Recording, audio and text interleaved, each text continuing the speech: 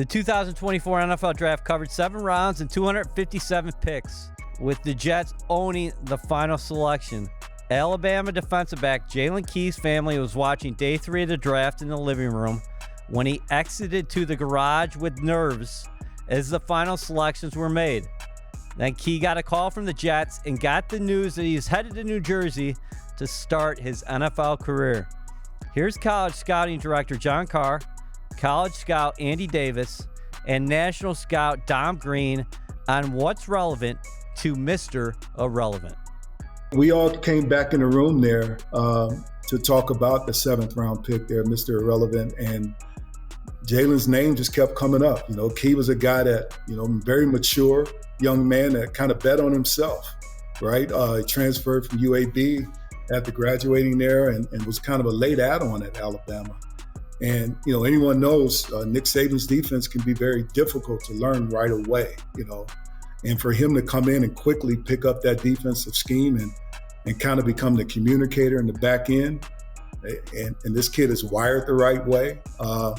It was kind of a no-brainer throughout the room, especially the guys that covered that area, with Andy Davis being the primary, with Dom Green being the national, and Phil Savage with his relationship at Alabama, at one time working there. Those guys were all on board, and I watched the kid on tape as well. You got a guy that's good in his key and diagnose, and he's got good short area quickness, recovers well in coverage, and he's got a really good close, and he's not afraid to throw his body around. So that's going to be a good addition to our defensive room. How interested are you to see what actually unfolds during training camp? And we could use the safety position as an example because you guys re-signed Chuck Clark. We know Tony Adams was an undrafted free agent that you guys found. Now he's in the starting lineup. Or bring back Ashton Davis. But you got 2 young guys you took in consecutive years there late in the draft. JBC, I think people often forget about him because of his first year, and then also obviously bringing in Key as well. I think it's important that we have good competition. It's going to make our team better, right? You spoke of Cook and Adams and Ashton Davis being re-signed as well. Those guys are going to definitely help us on defense, as has been proven on tape. And then, with the addition of JVC, another versatility guy that can play corner. He can also play safety. We're going to see how he does at both positions this year. And then bringing in these 2 young guys, it just makes our team more competitive. And we want these guys because they're hungry. They got the character that they're going to come in and want to start.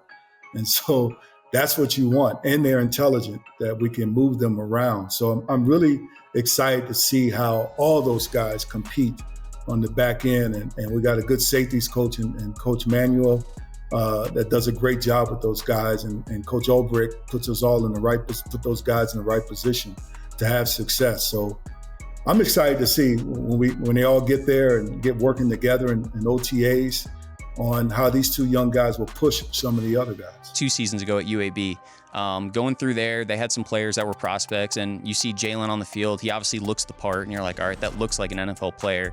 And again, you start talking to position coaches and staff there, and they love him, and he's a great kid. They ended up having staff change. And I think late in the summer, or during the summer, Jaylen was a late transfer for Alabama. And it was really like a remarkable situation. He's obviously transferring to a huge program. Defense is an emphasis there, and Jaylen didn't have another year. So for him, that's a big gamble to go make that move. And it's like, hey, I'm either going to play or I'm going to waste a year of my eligibility here. So I thought it was remarkable that he made the transfer, got there, and was able to earn the trust of the coaching staff and Coach Saban to get on the field right away. So that's how I initially found out about him. I was asking questions about the guys, to the guys there at UAB about Jaylen. Again, same type of demeanor, person, toughness, all that stuff. Wired like you want them, all that stuff. Then I go back to Alabama to see this guy.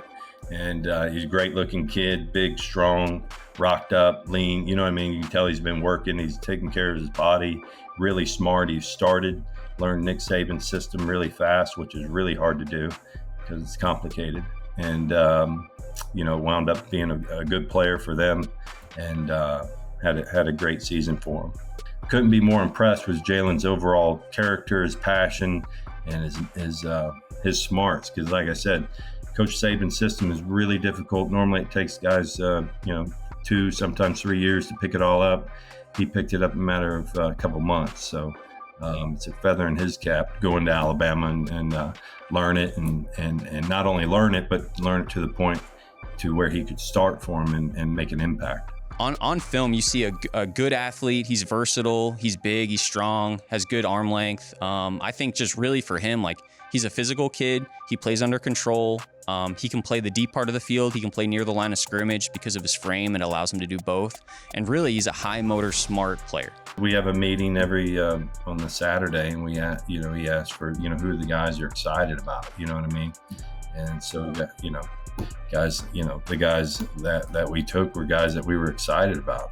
So it just so happened Jaylen was the last pick. You know what I mean? So it's like I told him on the call. It doesn't matter if you're the first pick, last pick.